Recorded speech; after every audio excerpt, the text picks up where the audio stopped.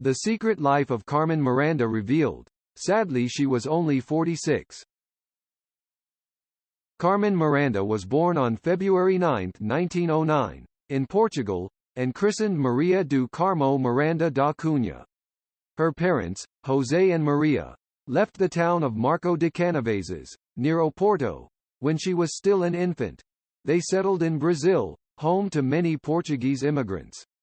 They lived in central Rio de Janeiro and her father worked as a salesperson and a barber.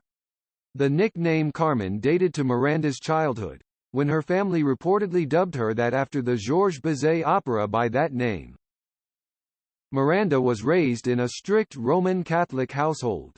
Nuns schooled her at the Santa Teresinha Convent Academy for girls, but her education ended at age 14, when she had to take a job to help support her family. She worked in a Rio department store as a model and millinery saleswoman, and during her breaks she often performed popular Brazilian hit songs to entertain coworkers. When a guitarist overheard one of her impromptu performances, he invited her to sing with him on a local radio show. Soon Miranda was offered a nightclub singing job, but her conservative father strongly opposed the opportunity at first. Reportedly, he changed his mind when he learned of the generous offer and agreed to let her perform, provided he serve as her manager and she not be billed under her family name. Thus, she became Carmen Miranda. Miranda recorded a few albums with composer and violinist Josué de Barros, but these failed to catch on with Brazilian listeners. Her breakthrough came in 1930, when she made Pr Voc Gostar de Mim, a traditional Brazilian marcha tune by composer Gilberto de Carvalho. The record was a massive hit, propelling Miranda to a string of top sellers that turned her into one of her country's biggest stars of the 1930s. While not a particularly gifted vocalist, her style was appealing, and she was sometimes billed as the singer with the it on her voice. The movie A Voz do Carnaval, a musical comedy made in Brazil and released in 1933, marked Miranda's big-screen debut. She made several more films, in between a heavy touring schedule that took her across South America several times.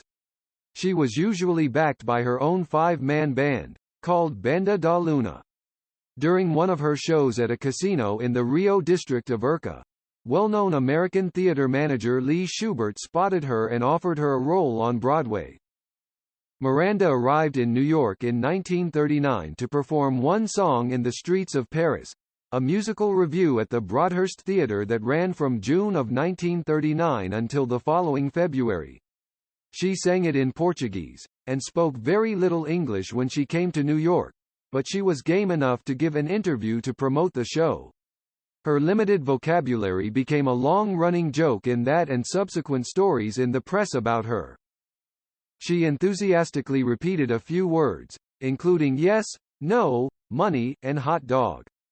Though her treatment in the press seemed to reinforce stereotypes about Latin Americans, Miranda's Streets of Paris number was a hit with audiences, and led to an engagement at the Waldorf Astoria Hotel. She also made her first film for a Hollywood studio, the musical romance Down Argentine Way, starring Don Amici and Betty Grable. Miranda was cast as herself in the 1940 release, which was one of the first musicals filmed entirely on location, in both Buenos Aires and New York, due to her still appearing nightly in the streets of Paris.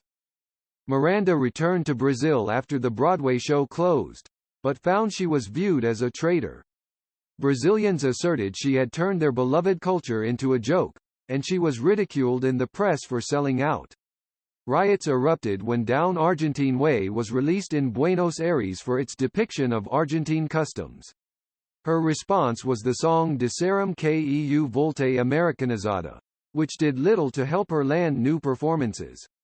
Hoping to continue her career, she returned to the United States when the Hollywood powerhouse studio 20th Century Fox offered her an exclusive contract. Miranda was promoted as the Brazilian bombshell by 20th Century Fox and she began appearing in its films as a featured performer. Miranda became a household name in the United States, thanks to her films and singing engagements. She sang in Portuguese, often accompanied by frenzied gesturing that was widely caricatured as a hallmark of the exotic Latina songstress. The elaborate banana headdress became her Hollywood trademark, and soon more subdued styles of hats embellished with fake fruit were turning up in millinery collections in department stores. The singer also received credit for starting a trend for platform shoes, which she wore because she was just 5 feet, 3 inches tall. In 1943, Miranda appeared in an extravaganza from noted director Busby Berkeley called The Gang's All Here. Berkeley's musicals were known for their lavish production, and Miranda's role as Dorita featured her number The Lady in the Tutti Frutti hat.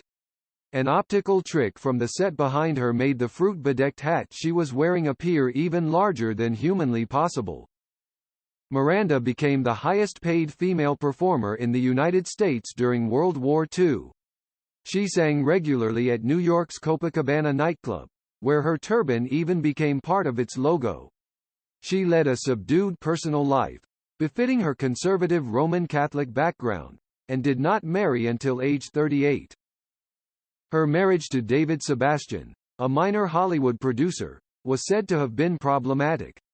Some reports hint that Sebastian was physically abusive, and conspired with the studios to check any ambitions of hers to move beyond her Brazilian bombshell persona. Only once was she ever cast as the romantic lead in a movie, which came in 1947 with Copacabana. She played opposite comedian Groucho Marx, and had a dual role as a spicy Latina performer and blonde French cabaret singer. Miranda's final film appearance came in 1953 with Scared Stiff, which starred the comedy duo Dean Martin and Jerry Lewis. Her stage persona had deteriorated by then, with Lewis grotesquely mimicking her style in one scene in the film. By this time, she was a frequent guest on variety shows that were broadcast on a new medium, television. Her last performance came on one early series, The Jimmy Durante Show, in August of 1955. After she finished her song, the show's host came out to applaud her, and Miranda appeared to come close to fainting, but Durante quickly moved to catch her.